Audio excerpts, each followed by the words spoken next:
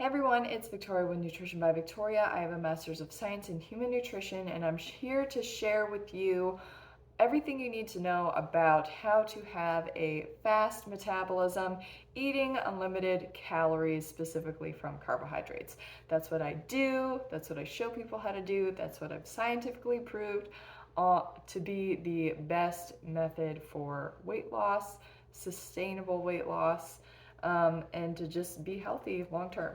Okay, so today I'm going to do another weight loss Q&A from the video I did yesterday, the ultimate weight loss formula. You guys left me a lot of really great questions, so I'm here to answer those questions now. Okay, so question number one, what do you think about things like spirulina powder and maca root powder? I've taken both during my lifetime. I stopped taking spirulina because there's some concerns about toxicity in the way that it's created, because it's kind of like pond scum.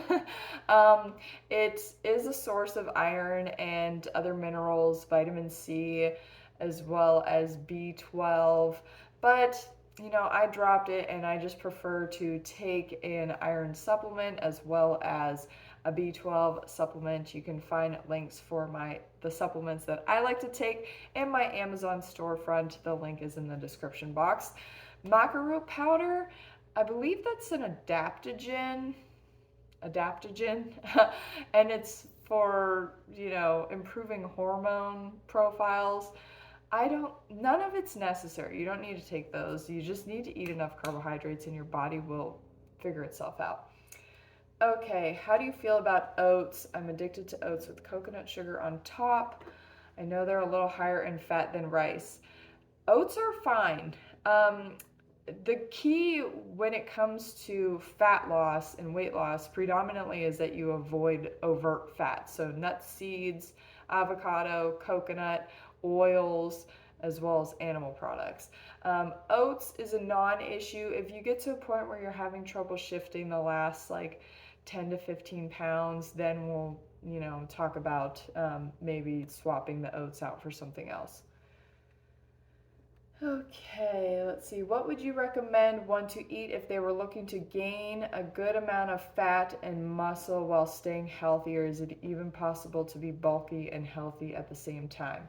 You can definitely be bulky and healthy at the same time. I recommend people generally fall within the normal range of the BMI index, so anywhere from 18.5 to 24.9 is a normal range, and that generally means that when you're sitting at that weight that you're going to be healthy.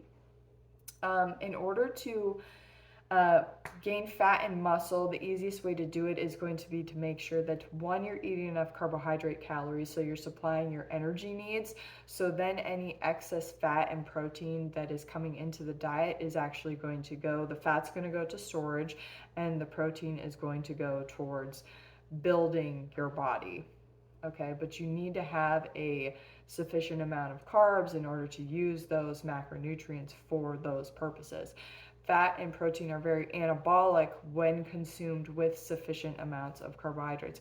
You have to keep in mind here, though, that you're not going to want to eat so much fat and protein that you're making your body insulin resistant. So in terms of macronutrient ratios, I would say your safest bet with that would be,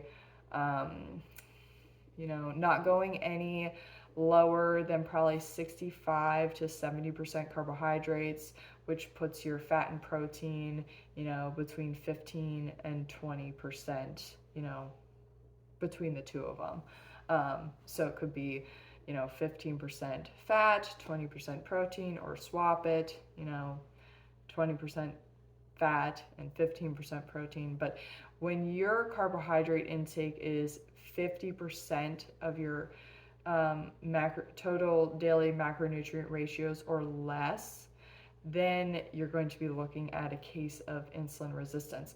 Now, in order to gain weight, you need a certain degree of insulin resistance, but you don't want to be making yourself diabetic. So, exercise is going to be very important for putting on muscle as well. You're going to need to be pumping the iron in the gym. So that will be helpful. But I'd say, 70% carbs, 15% protein, 15% fat is a good place to start, and then see if you like your results doing that. In terms of calories, a man needs roughly an average of 3,000 calories a day. So you're going to want to exceed that in order to get the body goals that you desire. Okay. Is there any health reason to not eat honey? It's the only sweetener that I enjoy.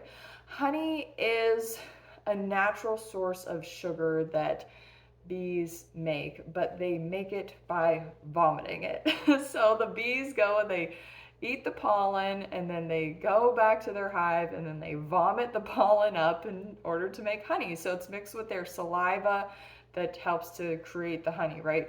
So a lot of times honey has a tendency to be inflammatory in people due to them being allergic to the pollens that the bee ingested. And if you have an allergy to bees themselves, their enzymes, the enzymes from their saliva are still going to be in that honey. So you're looking at, the most inflammatory form of a refined sugar in honey. So I guess, though, it's not vegan technically, but if it works for you, there are worse things out there. Okay. So when eating sufficient carbs, all fat gets stored as body fat that you eat. It's why when eating sufficient carbs, fat gets burned from the body if not eating it. That is correct. So when you're eating enough carbohydrate calories, for a woman that looks like an average of 2,400 calories a day, for a man that looks like an average of 3,000 calories a day, with the bulk of that coming from carbohydrates, okay? So when you're eating sufficient calories from carbohydrates and you're supplying your body's energy needs, you're not going to be needing to utilize the fat that you're ingesting for energy requirements. You can get it predominantly from the carbohydrates that you're taking in and the body fat that you already have, okay? So when you eat fat, it goes right to storage. And if you're eating enough of it, it's actually going to make you insulin resistant as well, where sugar is going to have a hard time getting into the blood, into your cells from your blood. So I think I answered the question. It's why when eating sufficient carbs, fat gets burned from the body if not eating it. That's correct.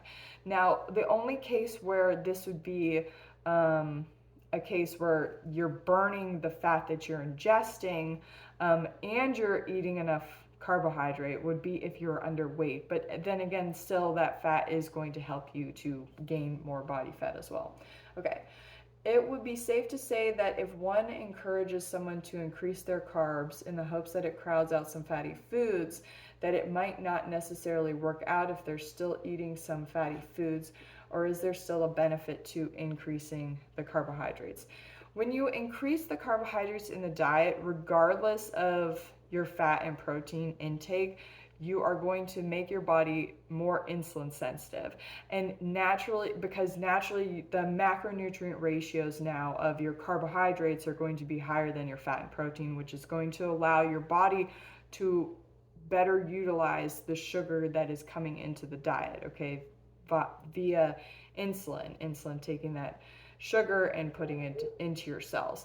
Now, the other thing that happens when you eat sufficient carbohydrates, okay, you naturally don't want to eat fats anymore, okay? I have zero desire ever to eat over fats. And if there is some avocado in something or some sesame seeds or something and I do eat it, I find that I just don't desire to have a whole lot of it, okay? And that is because I'm meeting my energy requirements with the carbohydrates, so my desire for fats is naturally low, or low or just non-existent. And that's because we eat for energy, and that is why we seek out carbohydrates naturally. We have a sweet tooth for a reason. We're sweet seeking animals, and our food predominantly is fruits and starches that we would find in nature.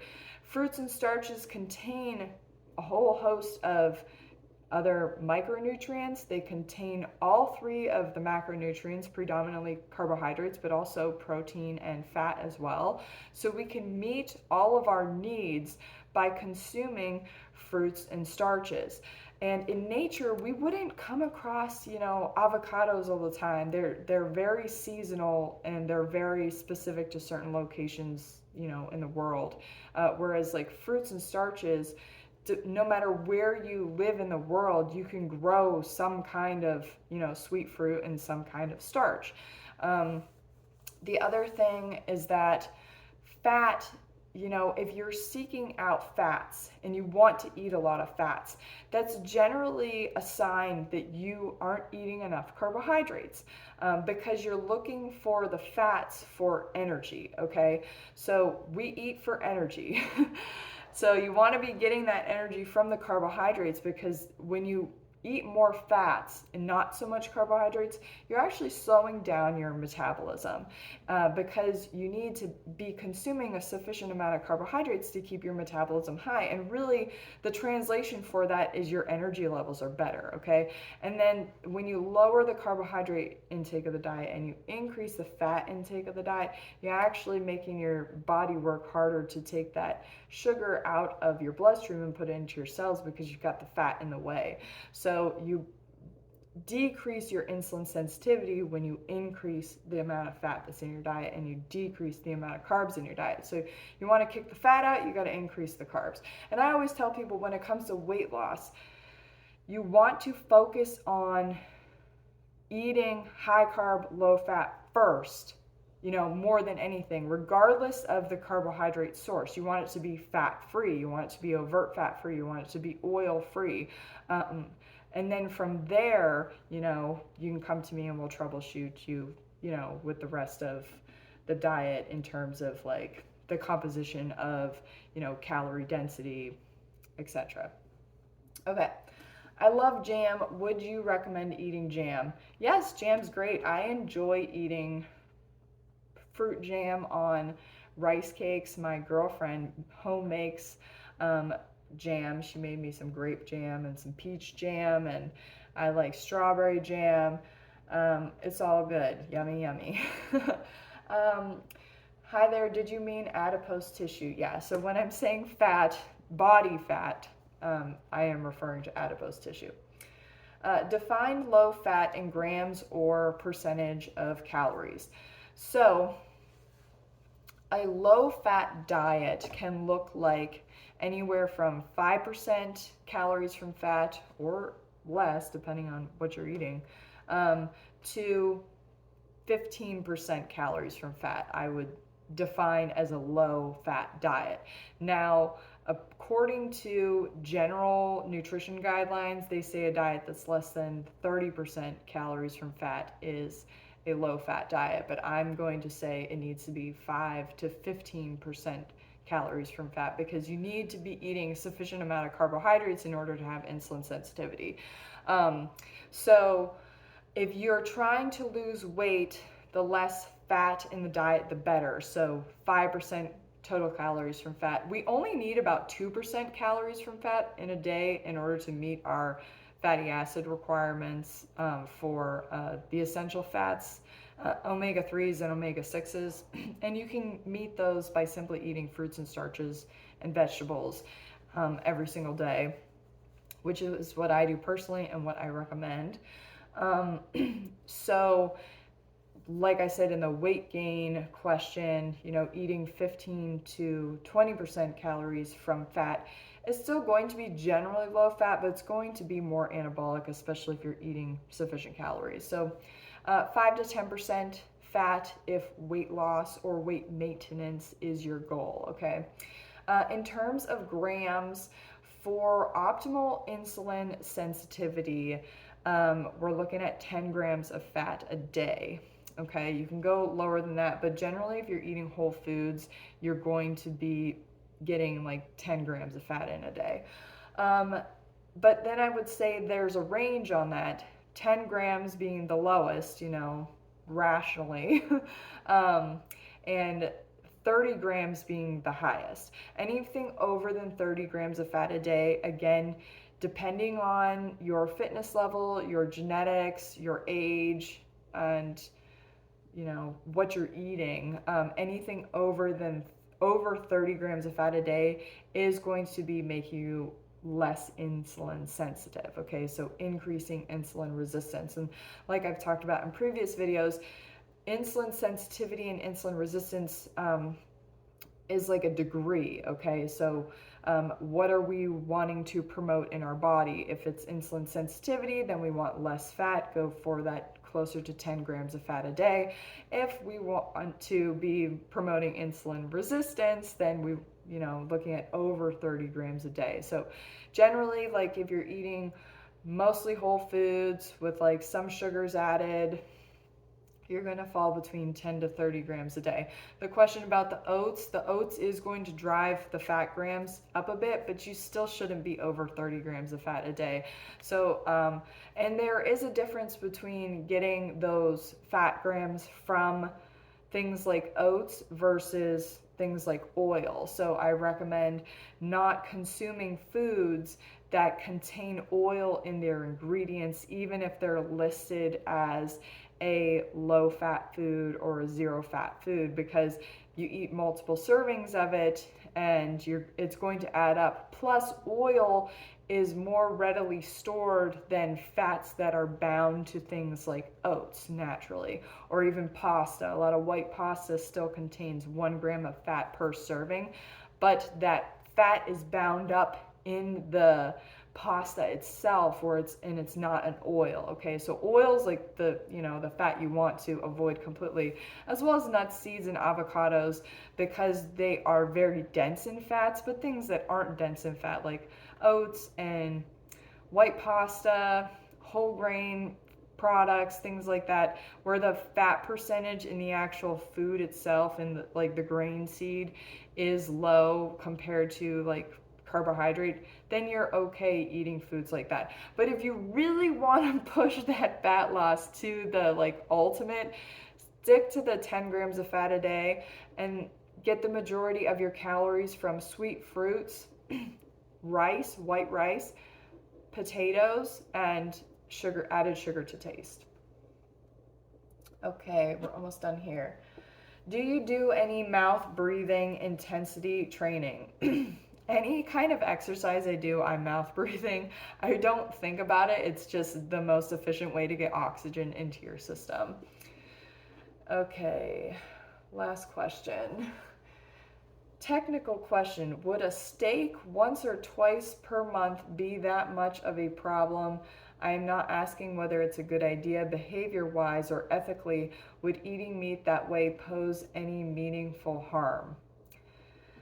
This really depends on what your goals are, okay? If you are coming from the standard American diet and you want to go plant-based and, taking your meat consumption down to once or twice a month, that could be extremely beneficial to your body, okay?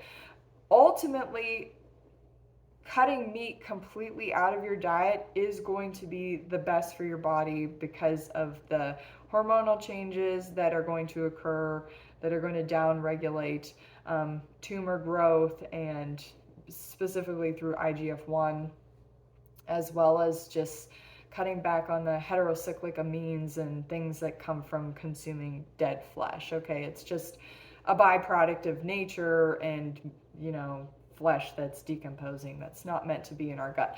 If you look at carnivores in nature, they don't live very long. We have some longer lived carnivores that live at our zoo locally, and they only live to like 25 years max, and that's considered really old. So that's because they eat exclusively meat. Their digestive tract is different than ours, and that is what they're supposed to eat. Their teeth are designed for it and everything, but it's not, something that's ideal for humans. If we're planning on living a really long time, we need to have a plant-based diet. The longest lived animals, mammals is what I'm talking about, I'm not talking about lizards, are the ones who eat vegetation, okay? When it comes to reptiles, a little bit different story, but you know, tortoises outlive alligators. Alligators eat meat, tortoises eat vegetation. So the longer lived animals in, you know, the mammals and in the reptile families, they eat vegetation. Uh, but like I said, you have to put it in context. If you're already vegan and plant-based and eating a high carb low fat diet, you know, like you don't obviously need to mess around with eating animal products at all. But for somebody who's transitioning, I think that that's a good goal. And that's what he says, that he's a former keto carnivore. And I've had a lot of these folks coming over to my channel, so thank you so much for your support, and I hope that you are getting a lot of help from the information that I'm providing. So yeah, again, I think that would be a good goal. Focus on increasing the carbohydrates, and eventually you won't even desire to have that, especially once you kind of realize what it really is. But you know, be gentle with yourself, and uh, congratulations on your transition. Okay, so that's it for today's video. Thank you so much for watching. Leave any comments or questions down below, and I'll see you guys next time. Bye.